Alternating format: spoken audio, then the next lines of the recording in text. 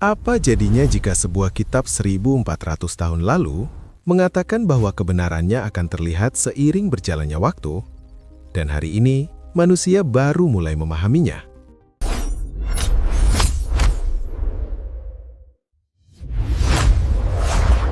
Kami akan memperlihatkan kepada mereka tanda-tanda kebesaran kami di segenap penjuru dan pada diri mereka sendiri, sehingga jelaslah bagi mereka bahwa Al-Quran itu adalah benar.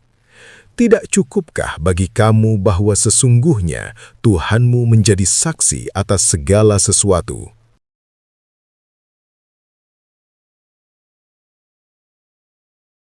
Cahaya dari bintang yang kita lihat malam ini sebenarnya datang dari jutaan tahun lalu.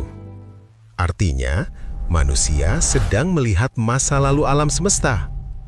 Seakan langit sedang berkata, "Aku sudah ada jauh sebelum kalian." Dan Al-Quran telah lebih dulu mengingatkan bahwa alam semesta bukan diciptakan untuk main-main. Ia memiliki tujuan. Ia memiliki pencipta.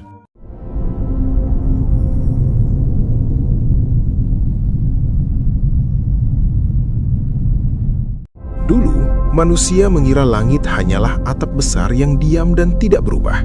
Namun, Al-Quran berkata bahwa di segenap penjuru alam semesta akan ada tanda-tanda yang suatu hari akan terlihat jelas oleh manusia. Berabad-abad kemudian, sains menemukan sesuatu yang mengejutkan. Alam semesta tidak diam, ia mengembang. Galaksi saling menjauh. Semakin jauh jaraknya, semakin cepat mereka bergerak. Fenomena ini kini dikenal sebagai ekspansi alam semesta. Dan pertanyaannya sederhana. Bagaimana mungkin kitab 1400 tahun lalu berbicara tentang tanda kosmik yang baru bisa diamati setelah teleskop modern diciptakan? Bintang-bintang bergerak pada orbitnya. Planet tidak bertabrakan. Semua tunduk pada hukum yang sangat presisi. Sedikit saja berubah, kehidupan tidak akan pernah ada. Ilmu pengetahuan menyebutnya fine-tuning of the universe. Al-Quran menyebutnya ayat. Tanda bahwa alam ini bukan tercipta secara kebetulan. Semakin manusia memandang langit, semakin kecil ia merasa. Dan semakin jelas satu hal. Langit tidak diam. Langit sedang berbicara.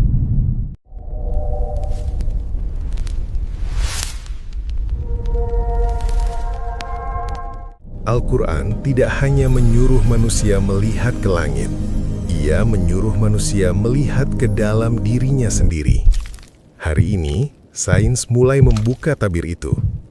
Jantung manusia berdetak sekitar 100.000 kali sehari tanpa pernah kita perintah. Otak manusia berisi miliaran sel saraf yang saling berkomunikasi lebih cepat dari kilat. Dan di dalam setiap sel, tersimpan rahasia terbesar manusia, DNA. Kode kehidupan yang menentukan siapa kita, bagaimana kita hidup, dan bagaimana kita terbentuk. Setiap manusia memiliki DNA yang unik, tidak ada yang benar-benar sama. Padahal semuanya berasal dari setetes cairan yang dahulu dianggap remeh. Al-Quran telah berbicara tentang penciptaan manusia saat manusia belum mengenal sel, belum mengenal gen, belum mengenal mikroskop. Seolah Al-Quran berkata, kalian akan mengerti nanti.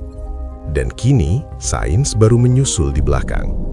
Semakin manusia memahami tubuhnya, semakin ia sadar, dirinya tidak pernah menciptakan apapun.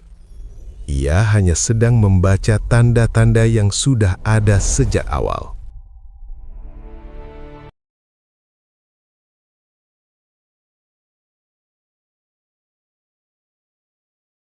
Ironisnya, ketika manusia semakin canggih, semakin maju, semakin pintar, mereka justru baru sadar betapa rapuh dirinya. Satu virus kecil bisa melumpuhkan dunia. Satu sel rusak bisa mengubah segalanya. Dan saat itu, manusia mulai bertanya, benarkah kita ini berkuasa? Atau hanya makhluk kecil yang baru sedikit mengerti tentang tanda-tanda Tuhannya?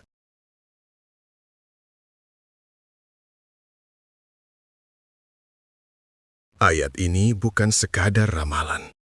Ia adalah undangan untuk berpikir, merenung, dan akhirnya menyadari bahwa semakin manusia mengenal alam dan semakin mengenal dirinya sendiri, semakin jelas satu kebenaran itu.